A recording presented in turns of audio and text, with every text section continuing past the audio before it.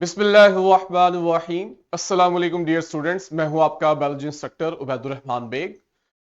इस लेक्चर में बच्चों हम नाइन्थ बायो में एक नया एसएलओ कवर करने जा रहे हैं जो कि प्रोटीन से रिलेटेड है। एसएलओ में हमसे प्रोटीन का स्ट्रक्चर, फंक्शन और सोर्सेज पूछा जा रहे हैं, ठीक है। और साथ ही साथ हमने प्रोटीन के जो मोनोमर्स है, अमाइनो एसिड्स, इनका स्ट्रक्चर भी बताना है। तो आपके पास 1 2 3 4 इंफॉर्मेशन हमसे डिमांड की गई है। नॉलेज जो हमने इससे एक्सट्रैक्ट किया है वो है प्रोटीन्स। साथ ही मैंने आपको स्टार्ट में ही कुछ लिंक्स प्रोवाइड कर दिए हैं जो हम इस लेक्चर के अंदर भी एक्सप्लोर करने जा रहे हैं। अब कार्बोहाइड्रेट्स और लिपिड्स हम पढ़ के आ चुके हैं। बेसिक एलिमेंट्स दोनों में सेम थे, कार्बन, हाइड्रोजन, ऑक्सीजन।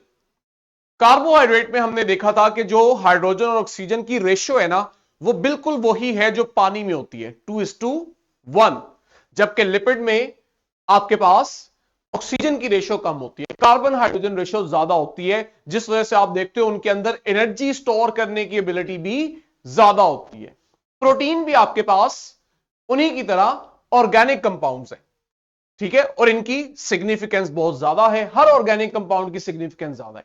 लेकिन आप यहां देखते हो अब थोड़ी सी डिविएशन आ रही है कि जहां कार्बन, हाइड्रोजन और ऑक्सीजन है बाकी दो ऑर्गेनिक कंपाउंड्स की तरह, वहीं आप देखोगे कि हर प्रोटीन में मौजूद हर अमाइनो एसिड में नाइट्रोजन भी होगी। तो एक एडिशनल एलिमेंट आ गया। कुछ अमाइनो एसिड में आपको एक और एलिमेंट मिलेगा विच इज सल्फर। तो अब आपके पास स्ट्रक्चर में वेरिएशन आ रही है, ठीक हो गया। इनके जो यूनिट्स हैं जो रिपीट करते हैं और प्रोटीन बनाते हैं, इन्हें आप अमाइनो एसिड्स बोलते हो, ठीक है। और ये एलिमेंट्स आपको अमाइनो एसिड में मिल रहे होते हैं। अमाइनो एसिड बिल्डिंग ब्लॉक हैं प्रोटीन के।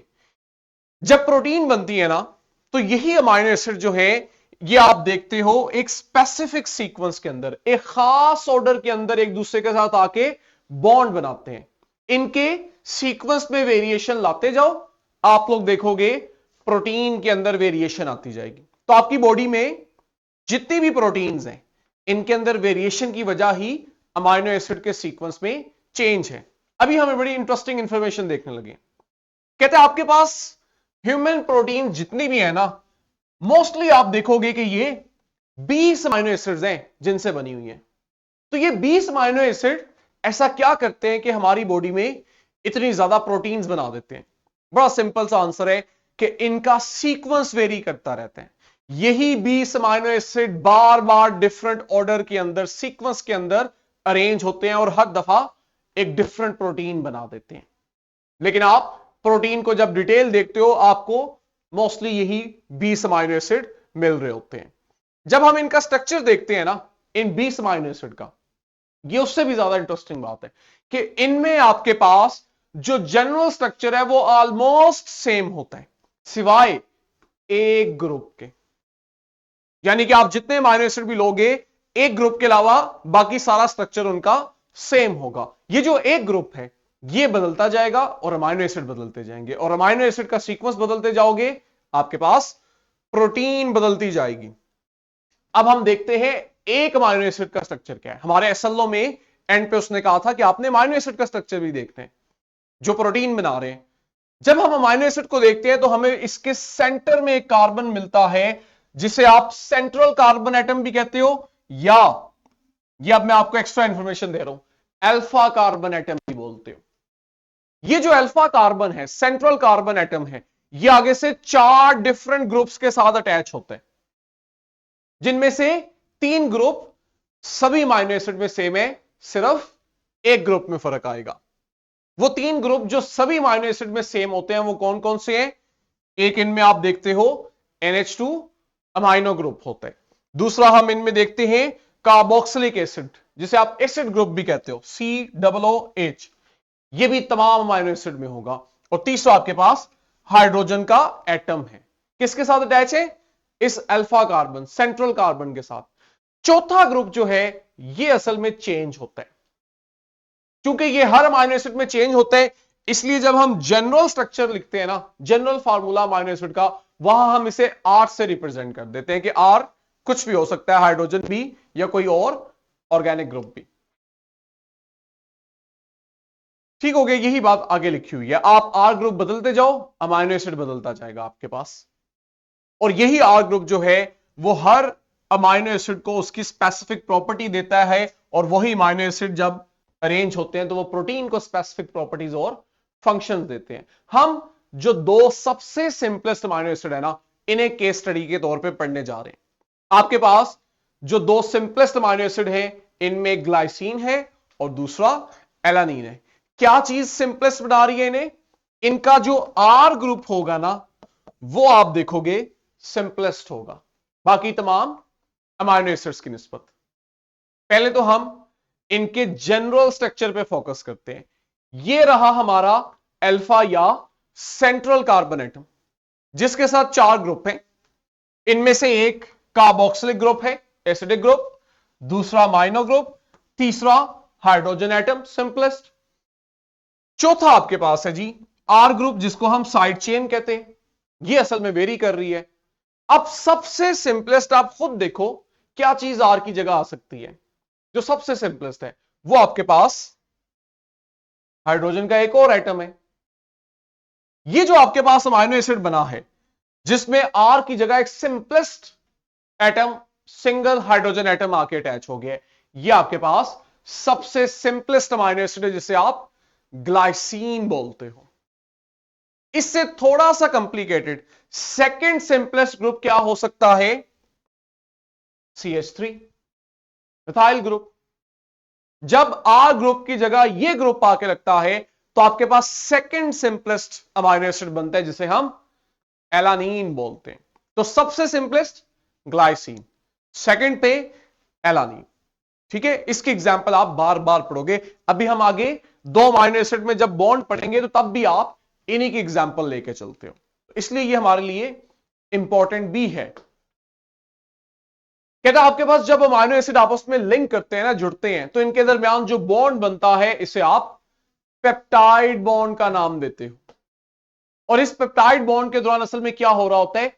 डिहाइड्रेशन हो रही होती है, यानी पानी रिमूव हो रहा होता है। जब पानी रिमूव हो रहा होता है तो असल में क्या होता है?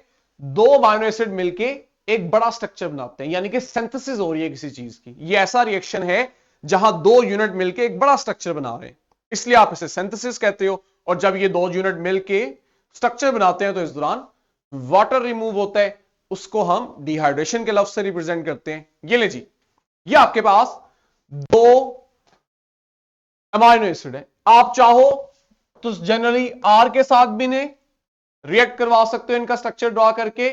चाहो तो एक पे ग्लाइसीन कर लो हाइड्रोजन एटम लगा के, दूसरे को एलानीन कर लो मिथाइल ग्रुप लगा के। हुआ क्या? अब जरा आपने ध्यान से देखना है पेप्टाइड बॉन्ड कैसे बन रहा है। एक अमाइनो एसिड जो है ना, इसका अमाइनो ग्रुप ये, और दूसरे अमाइनो एसिड का कार्बोक्सिलिक ग्रुप, ये रिएक्ट करते हैं। जब भी दो अमाइनो एसिड रिएक्ट कर रहे होंगे, एक का अमाइनो दूसरे का कार्बोक्सिल ग्रुप रिएक्ट करेगा। और अगर डिटेल में जाके देखो तो आपको पता लगेगा अमाइनो ग्रुप के अंदर भी आगे से उसका हाइड्रोजन, और कार्बोक्सिल ग्रुप के अंदर उसका हाइड्रोक्सिल ग्रुप, ये हमेशा ग्रुप रिएक्ट करते हैं। जब आपके पास एक का हाइड्रोक्सिल और दूसरे का हाइड्रोजन रिएक्ट करेंगे तो ये मिलके ऑब्वियस सी बात है क्या चीज बनाएंगे? वाटर। यही वजह है कि जब दो अमाइनो एसिड मिलते हैं तो आपके पास वाटर रिलीज होता है, जिस वजह से हमने इसे डिहाइड्रेशन सिंथेसिस रिएक्शन कहा था। और इन दोनों के मिलने से चूंकि सिंथेसिस हो रही है तो आपके पास इसका नाम इसलिए रखा गया। होगा क्या? जरा स्ट्रक्चर को गौर से देखो। असल में आपके पास अमाइनो ग्रुप का एक हाइड्रोजन और कार्बोक्सिल ग्रुप का हाइड्रोक्सिल रिमूव हो गया। अल्टीमेटली हमारे पास फिर क्या हुआ? एक अमाइनो एसिड का जो नाइट्रोजन है वो दूसरे अमाइनो एसिड के कार्बन के साथ आके बाउंड कर गया। किस कार्बन के साथ? जिसके साथ अभी कार्बोनाइल ग्रुप लगा हुआ है। ठीक है, ये जो आपके पास कार्बन नाइट्रोजन बॉन्ड अब बना है दो अमाइनो एसिड के मिलने से, इसे हमने क्या नाम दिया? Peptide bond. अब जरा मजे की बात देखो, जब सिंगल सिंगल अमाइनो एसिड था तो किन दो फंक्शनल ग्रुप में रिएक्शन हुआ था? अमाइनो ग्रुप में, मैं एब्रीविएशन लिख देता हूं, और कार्बोक्सिलिक एसिड ग्रुप के अंदर। यानी जब भी आपके पास अमाइनो ग्रुप और कार्बोक्सिलिक ग्रुप होंगे, ये रिएक्ट करके पेप्टाइड बॉन्ड बनाएंगे।